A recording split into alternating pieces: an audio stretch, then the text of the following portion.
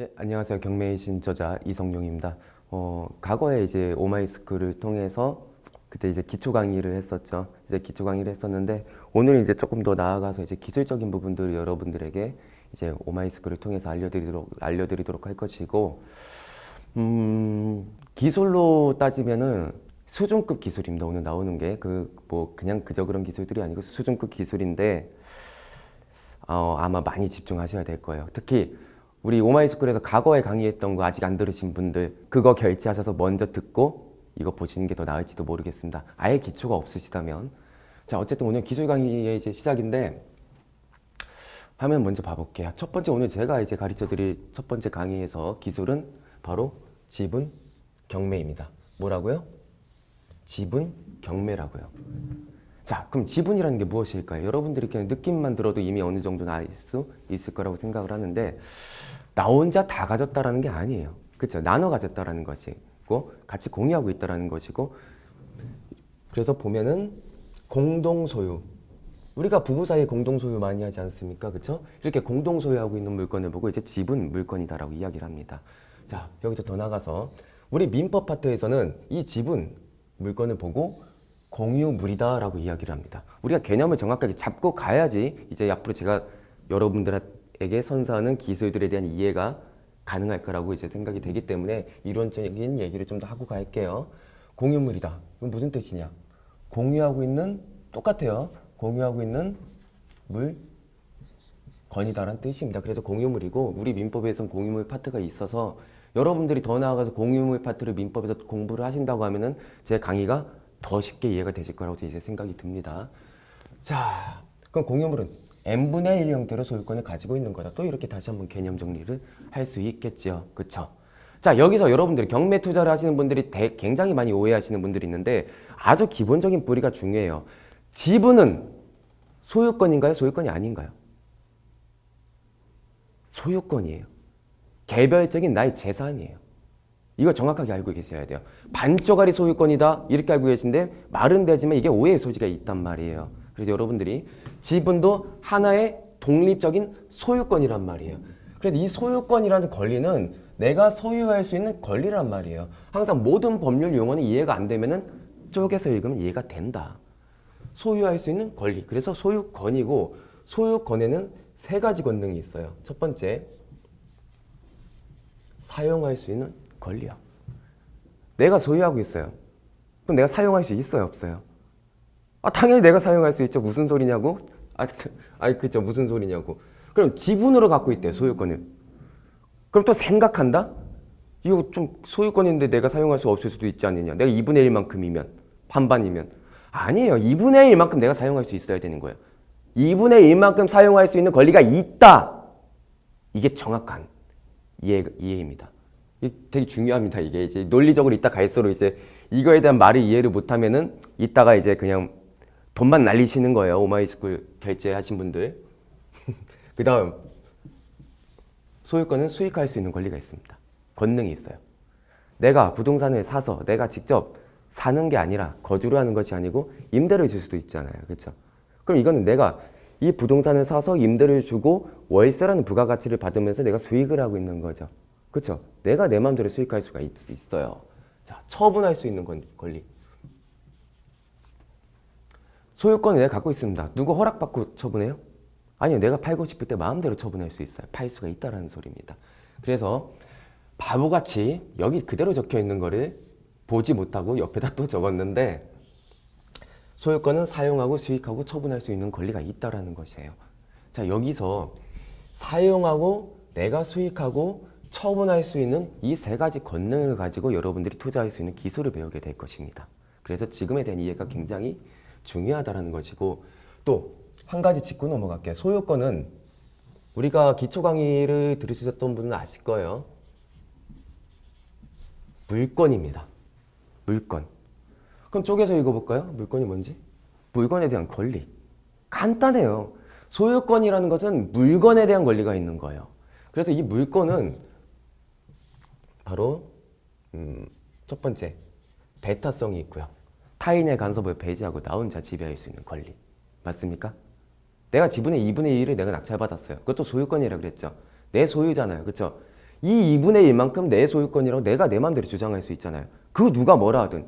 그쵸? 갑자기 어떻게 옆에 있는 경비 아저씨가 오더니 이 2분의 1만큼 내 것 같다. 뭔 소리예요 이게. 아니잖아. 절대 아니잖아요. 그쵸? 어떤 분쟁의 거리가 안 되는 거죠. 그래서 배타성이 있고 절대권이라고 그럽니다. 절대권의 반대는 뭐예요? 상대권이죠. 상대적으로 권리를 갖고 있는 것이 아니라는 거죠. 대한민국의 그 어떤 사람이 오더라도 지분의 2분의 1만큼의 내 소유권은 내 소유권인 거예요. 그렇죠? 그래서 절대권이고 그리고 대항력이 있습니다. 대항력은 다시 해석하면 주장할 수 있다. 주장할 수 있잖아요. 그 누구에게든. 그리고 당연히 양도할 수 있고요. 그래서 굉장히 강력한 권리를 가진 거예요. 물건이라는 게 사실. 소유권이 굉장히 강력한 권리예요. 이 물건에서 소유권만 있는 것이 아닌데 이 물건은 그렇게 강력한 권리를 가지고 있기 때문에 반드시 등기를 함으로써 효력을 유지합니다. 등기를 하는 이유는 뭡니까? 제3자들이 보라고. 이렇게 강력한 권리들이 있기 때문에.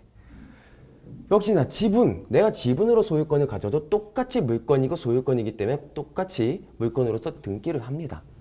그래서 우리가 부부끼리 2분의 1, 2분의 1 갖고 있거나 아니면 서로 누가 좀 더 힘센 자가 3분의 2를 갖고 한쪽이 3분의 1을 갖고 있거나 어쨌든 그거 그대로 등기부등본을 보았을 때 공시되지 않습니까? 그렇죠?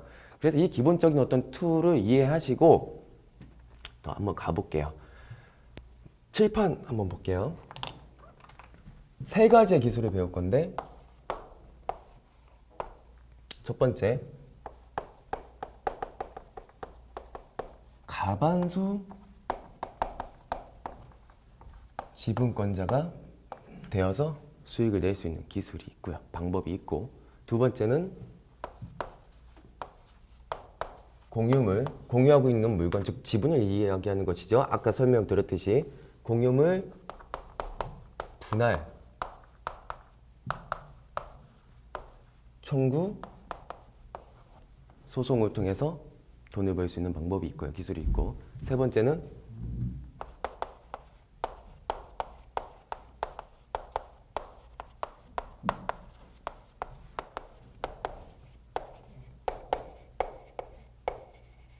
부당이득 반환 청구 채권을 활용해서 수익을 볼 수 있는 방법이 있습니다. 글씨 잘 쓰죠? 제가 초등학교 때 장려상도 받았어요. 경비 쓰기 때.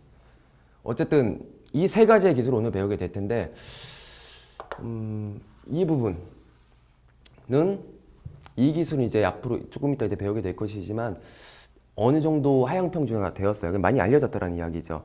과거에 지분 경매의 경우에는 그냥 지분 경매라는 것 자체만으로도 아무도 입찰을 안 했어요. 그 이유를 잠시 후에 설명해 드릴 것인데 어느 정도 하향평준화가 됐지만 아직도 충분히 수익을 볼 수 있기 때문에 기술을 가르쳐 드리는 것이고 여러분들이 입맛에 맞춰서 투자를 하시면 됩니다.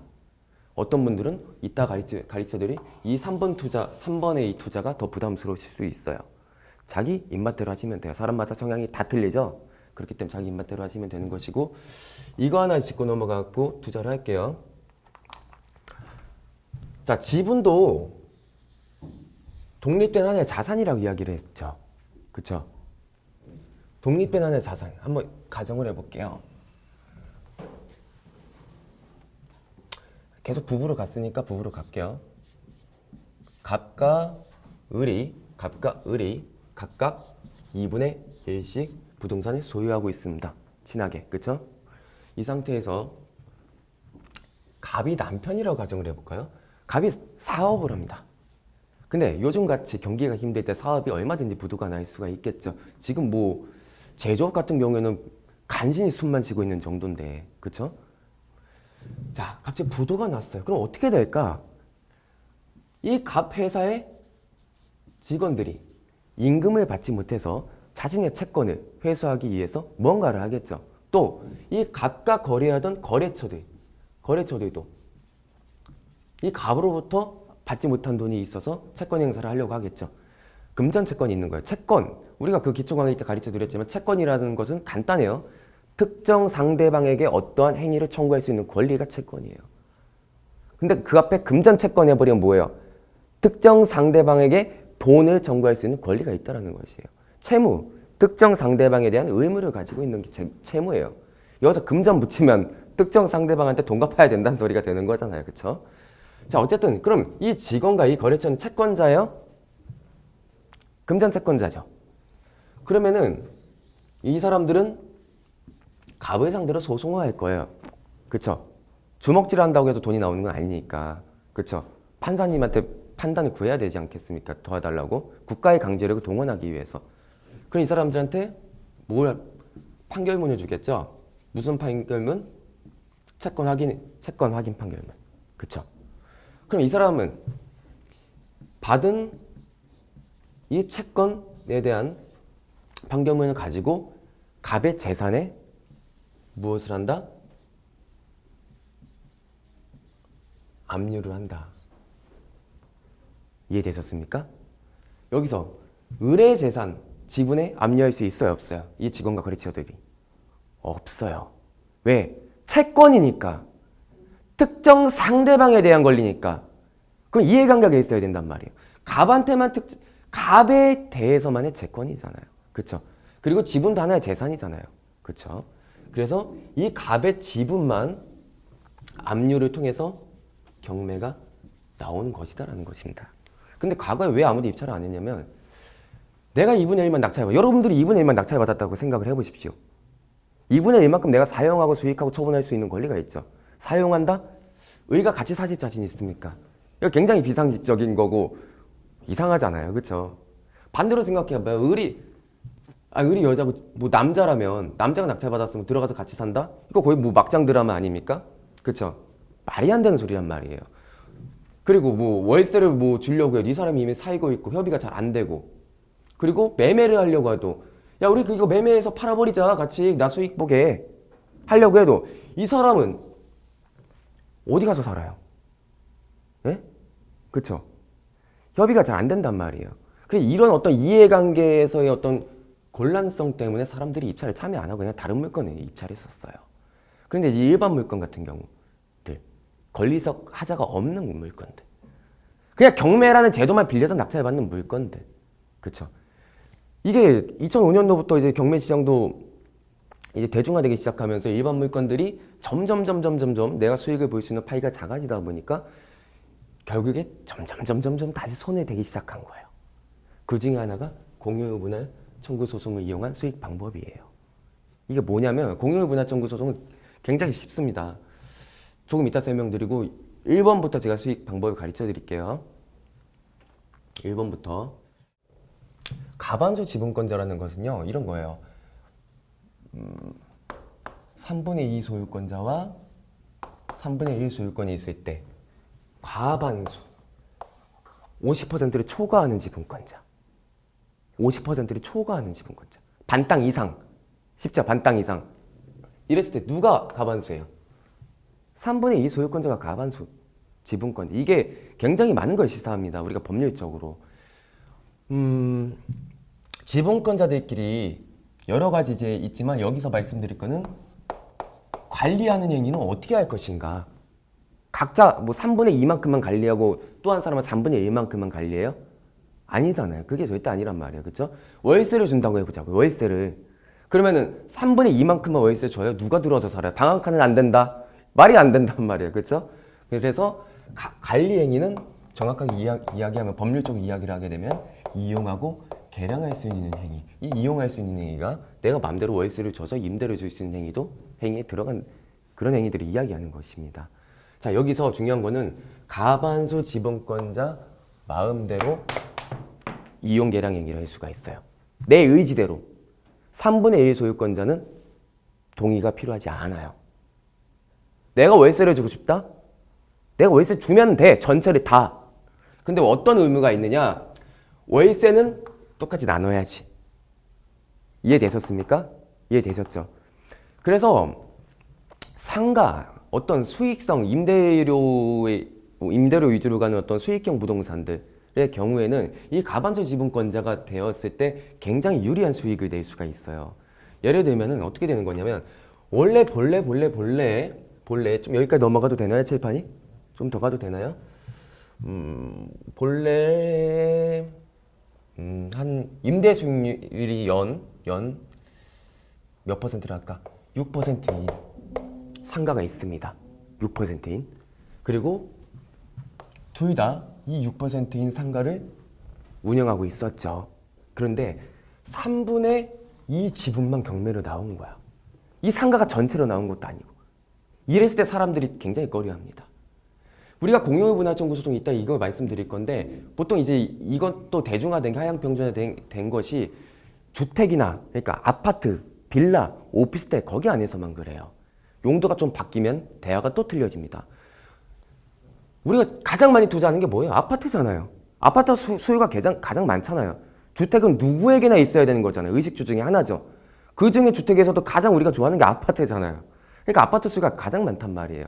그러다 보니까 아파트를 제외한 나머지 건들에서는 용도, 부동산의 용도가 달라진다는 것만으로도 이미 낙찰가가 어느 정도 떨어집니다.